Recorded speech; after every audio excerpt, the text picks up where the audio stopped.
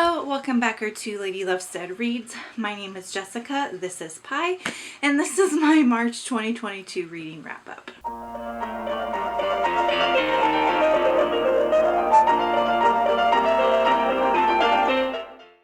I apologize in advance for the glare on my glasses. You probably see the ring light in my glasses.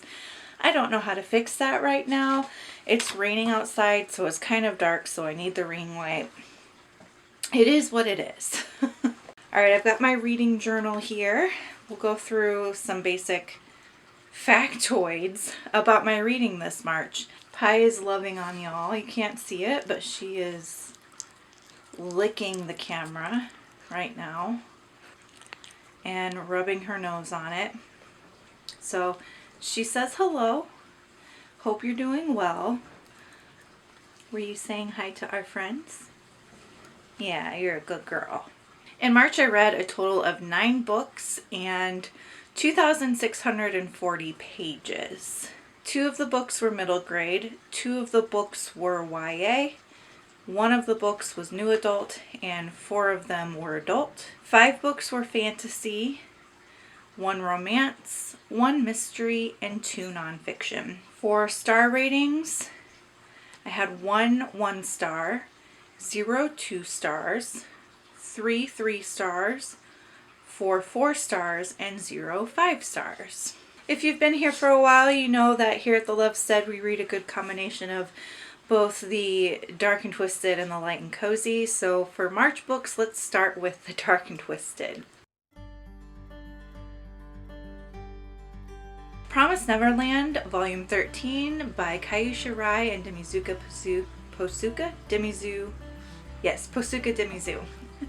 So this is the 13th volume in the manga series, and I believe there's 20 total in this series, so I'm getting closer to the end on this one. But this is basically a dystopian series about kids that are trying to survive in a dystopia, and that is the most that I can tell you without spoiling it.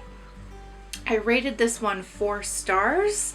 Thought it was great. Another wonderful installment. My heart did break a little bit because of something that happens to a couple of my favorite characters in the series, but the plot is getting more interesting and more complex, if that was even possible to begin with. In Peace Lies Havoc by Amo Jones. This is the first book in the Midnight Mayhem series. It is a dark romance series, and this is about a dark and twisted circus.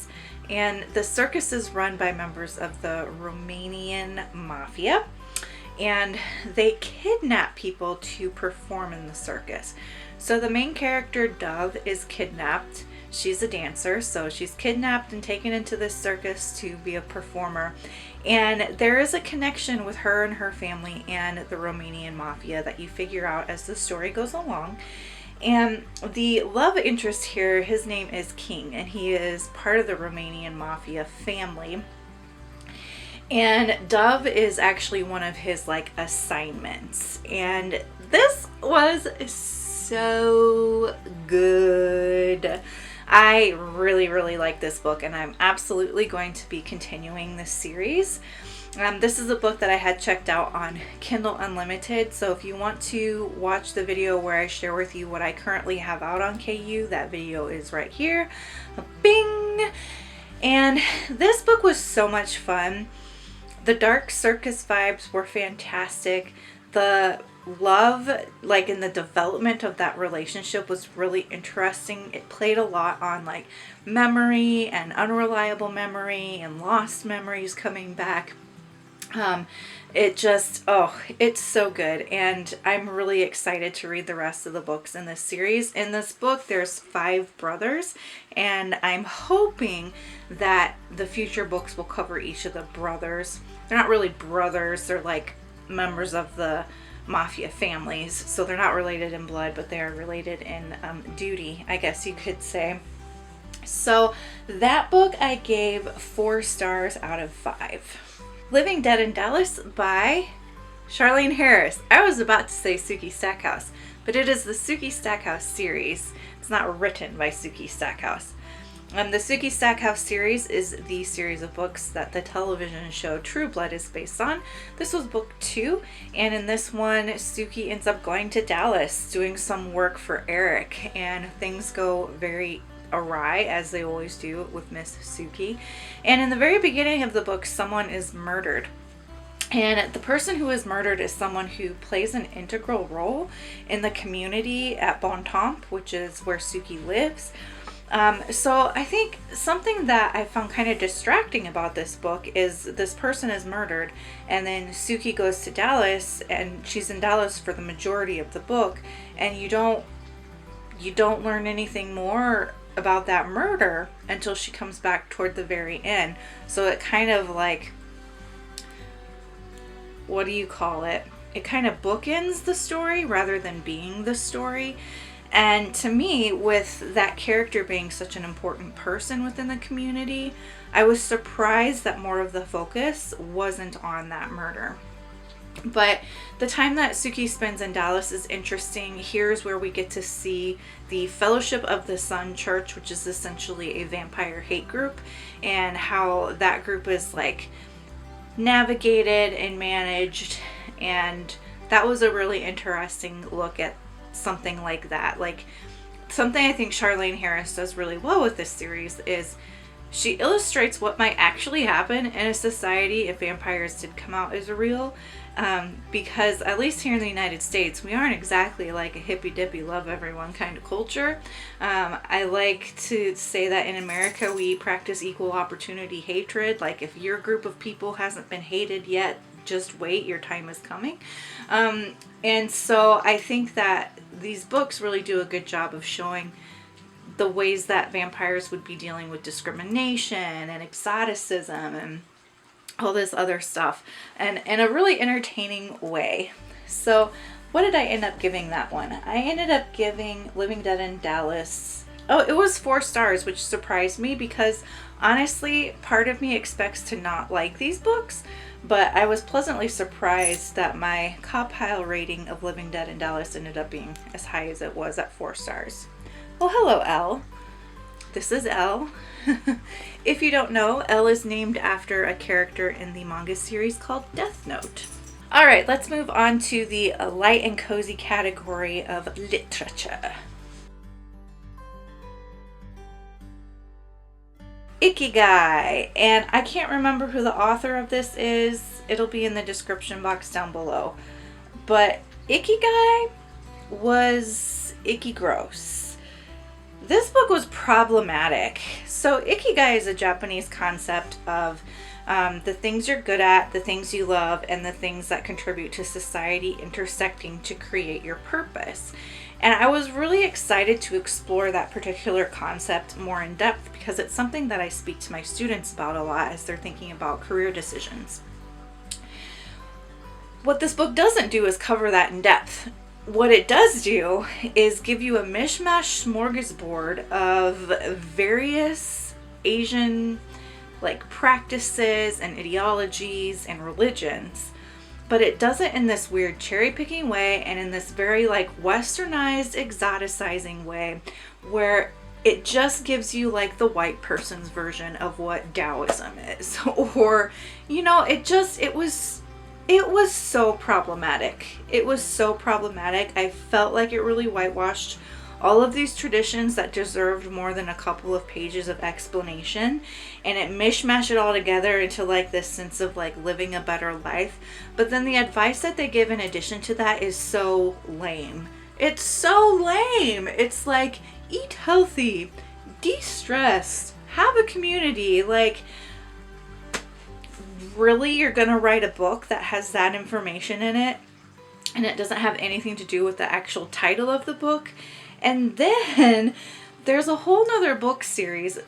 I think it's a series, but at least there's the one book called The Blue Zones that explores the concepts in this book, only they actually do a good job of exploring the concepts, and they go into depth and they examine, why these things work the way they do in these societies, how these practices might contribute to keeping someone long and living a long life.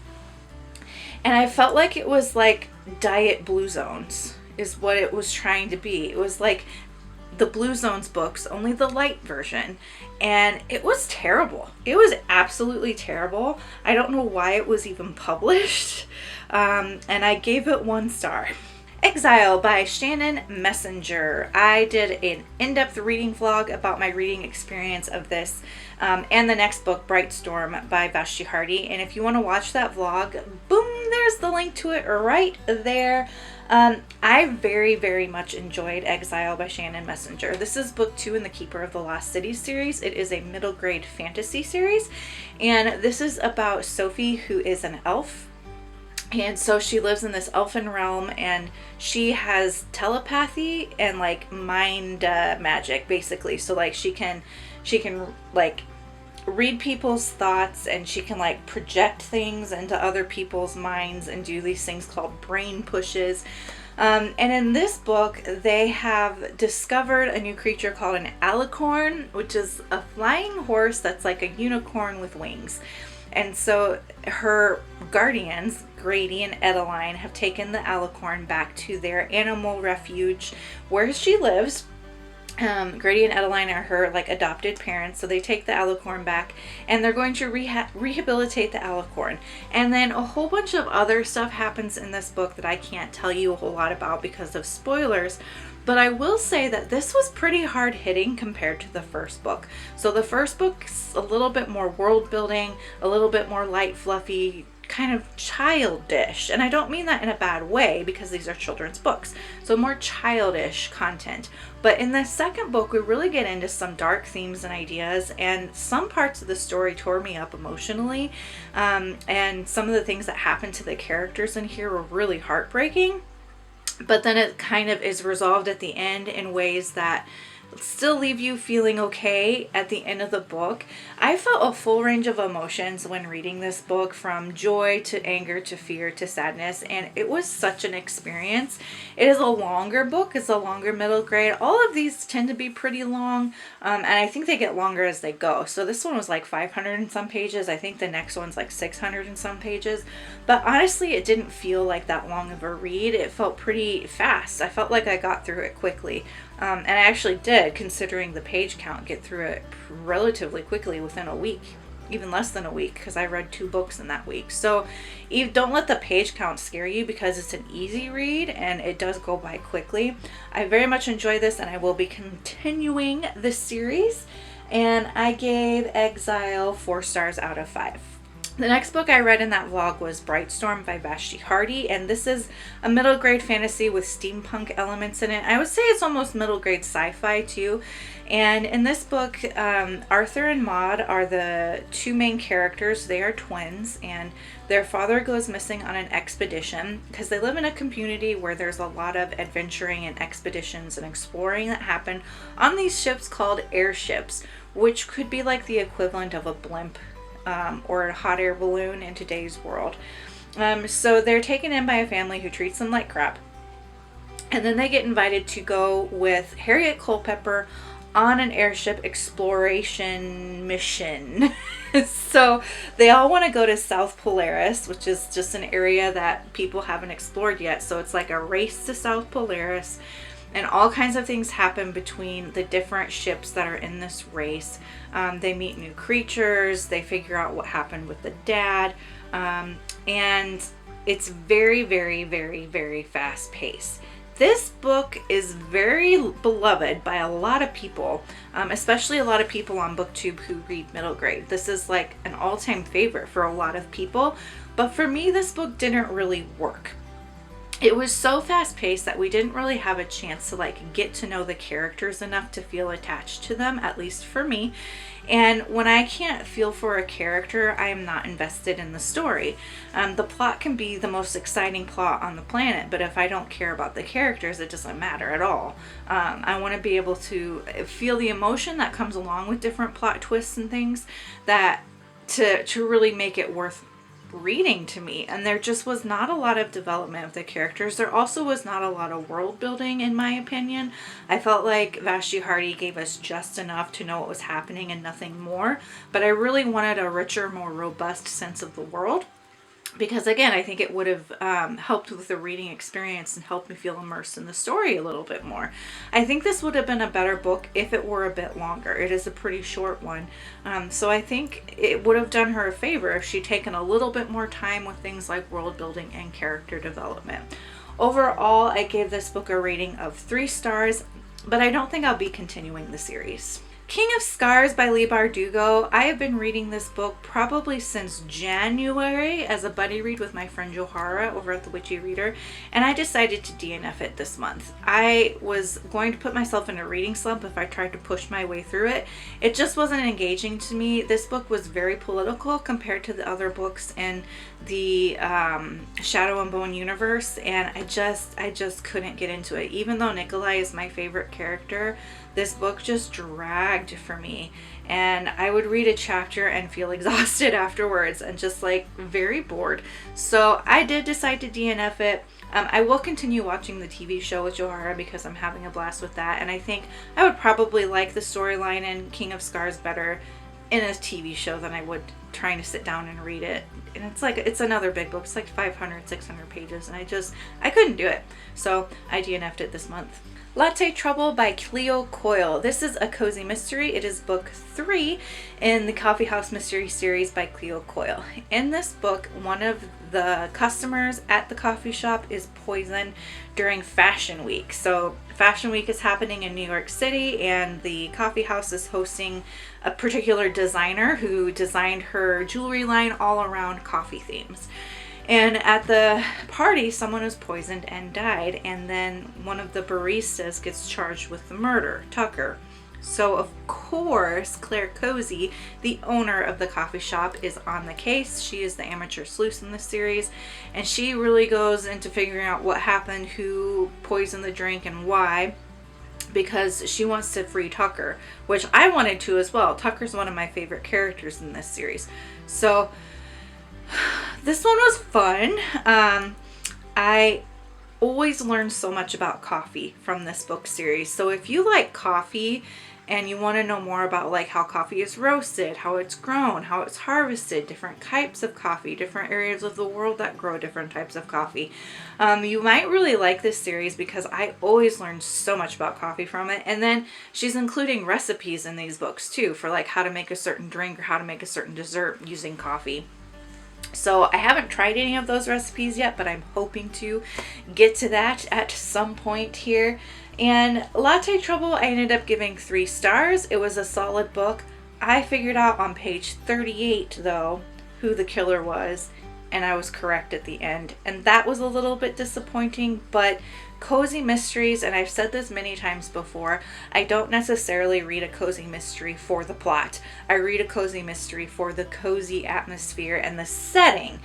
And that's why I read it, because I just like to kind of live in someone's world for a little while. And I think in general, the plot is a weak point just of the genre as a whole. You're not going to get a thrilling mystery from a cozy mystery. You're gonna get something that's cozy, something that you can figure out if you give it enough thought, and you should know that going into them if you decide to read a cozy. So yeah, going back to Latte Trouble, I did give it 3 stars out of 5, which is a solid rating. It's not a bad rating to get a 3. I still recommend people a 3-star book. When we get into like 2, 1, and DNFs, then that's when the books start getting pretty bad. But 3 stars, still solid. I still enjoyed it. Love the series as a whole, and I will continue on to book 4. The last book that I read in March was 40 Days of Decrease by Alicia Britt Cole. This is a work of nonfiction, and it is about the season of Lent and Christianity. And it's a daily devotional. In each daily devotional, they suggest a different fast that you can do. I gave this book 3 stars. I think that in general, for me, I am not one to really like daily devotionals. For the way that I like to learn about God and theology is to really do a deep dive on a particular topic, to really get into like the historical context of the particular passage that you're working on, how everything connects together, the theological concepts behind whatever it is you're looking at. And this book just wasn't it for me. And I do think it's just because it is a daily devotional. I also found some of the the fasts in here suggested for each of the daily fasts to be a little bit useless, to put it mildly. For example, one of the fasts that she has you do is to fast from artificial light. And okay, great. Like we can fast from artificial light, just use natural light and candles, but what does that really do around building your faith? How does that in particular help you grow closer to God? Because when you're doing fast and Lent, the whole purpose is to build your relationship with God. And I think that some of the fasts in here really lost sight of that and felt a bit more gimmicky than they did an actual useful spiritual practice. So I do think that some people who like daily devotionals, who prefer to learn in little small chunks every day like that, would still find this useful. So that's why I gave it 3 stars. It's just not the way that I like to learn this kind of material, and not really the book for me. So that sums up the books that I read in the month of March. If we look at my goals that I set for the year and progress that we're making, as of March 31st, I'd read 29 out of my goal of 100 books for the year. I have a goal to read more books on Kindle Unlimited, and 2 of the books were on Kindle Unlimited. It was In Peace Lies Havoc and King of Scars were both on Kindle Unlimited. I have a goal to read from at least one book from my physical bookshelf every month, and this one was on my physical bookshelf this month. I have a goal to read 12 classics in this year. At the end of March, I had read 0 classics, so we're falling behind on that goal.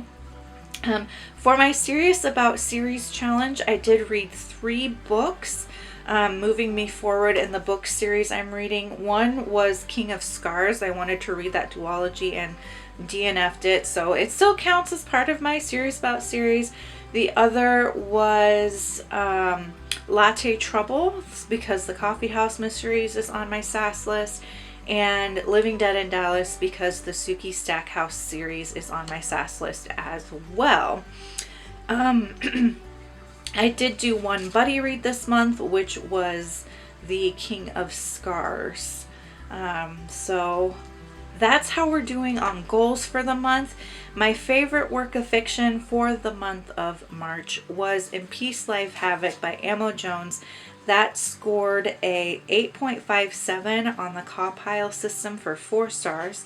And then my favorite nonfiction, because I only read 2, and Ikigai got a 1 star, and I don't recommend it. So by default, my favorite nonfiction was 40 Days of Decrease by Alicia Britt Cole. That got on the Cawpile system a 4.71 for a 3 star. That'll do it for the month of March, my March wrap up. Have you read any of the books that I mentioned here? If you have, what did you think of them? How did your March go? Tell me down below what your favorite book that you read in March was. And if you just want to let me know that you're here, go ahead and leave me a coffee cup emoji down below for Latte Trouble. And until next time, make sure that you continue to read good books, drink good coffee, take care of yourselves and each other. Bye!